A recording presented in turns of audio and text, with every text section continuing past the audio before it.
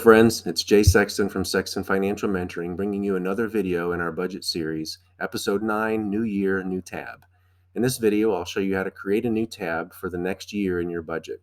Keeping the years separate makes your budget a little cleaner, a little easier to work with. I'll show you how to carry over the last year's ending balance so that you're starting the new year with the correct amount in your budget pay period.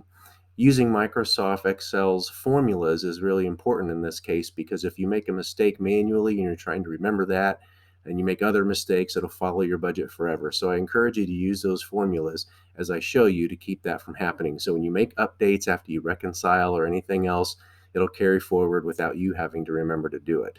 This is a very short video. It's a pretty easy process. I just want to make sure you know how to do it when you get there. So if you get your Excel workbooks open, let's get to it.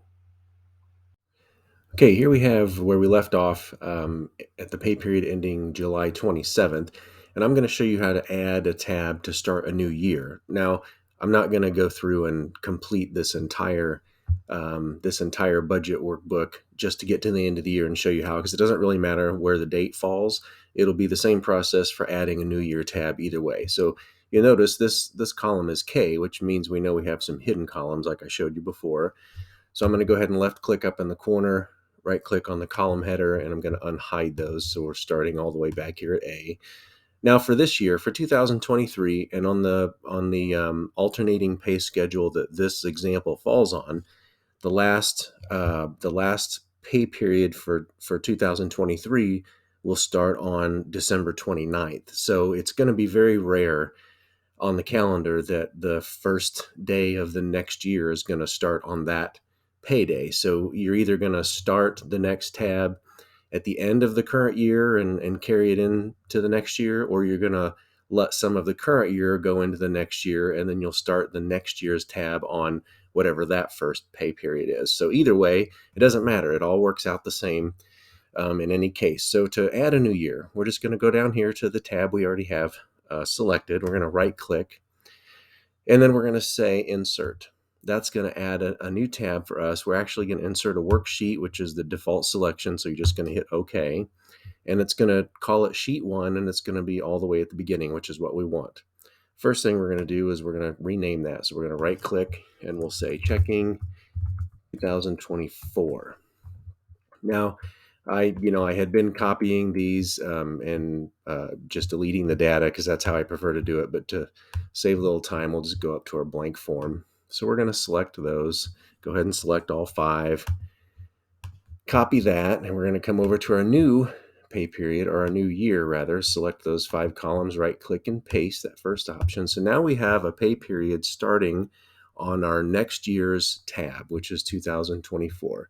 I have chosen to go ahead and start that year on the pay period that ends, or rather starts, on December 29th. So if I change this up here, I'm going to say 12/29, 2023, and that's going to go through January 11th. So I'll see 01/11/2024.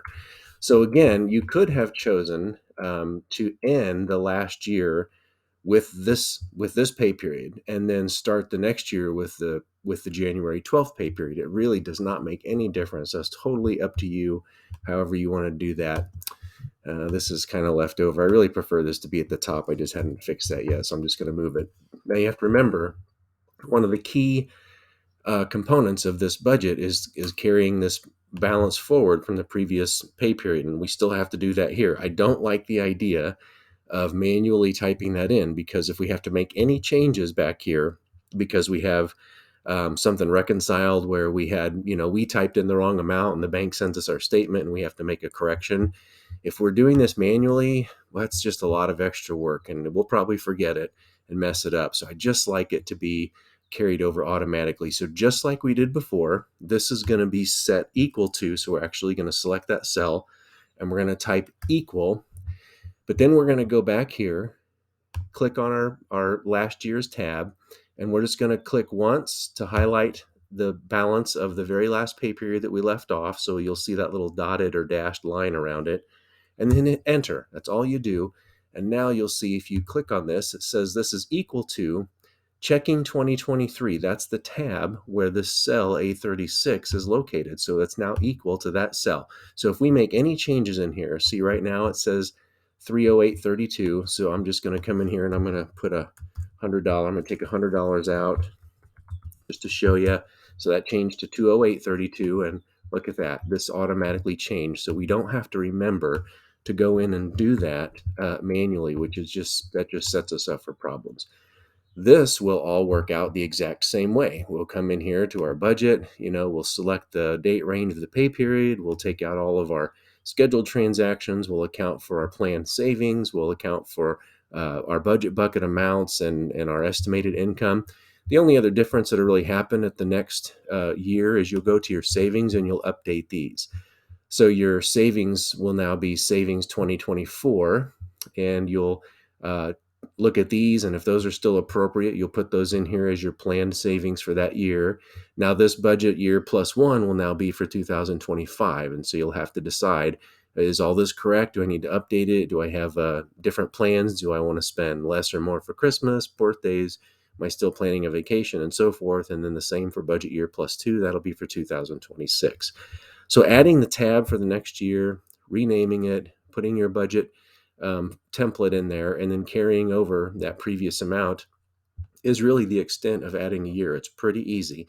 There's not much to it, but I just really want to emphasize to use a formula here rather than trying to do that balance manually, because you'll forget something, you'll forget to update it, you'll type something in wrong.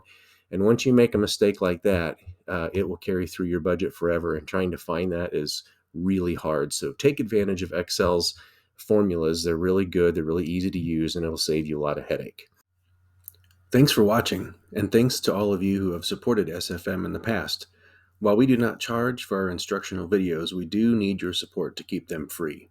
Any amount from $5 to $10 if you found the video helpful, to $50 or $100 if you'd like to make a donation on behalf of those who can't, or any amount in between is greatly appreciated.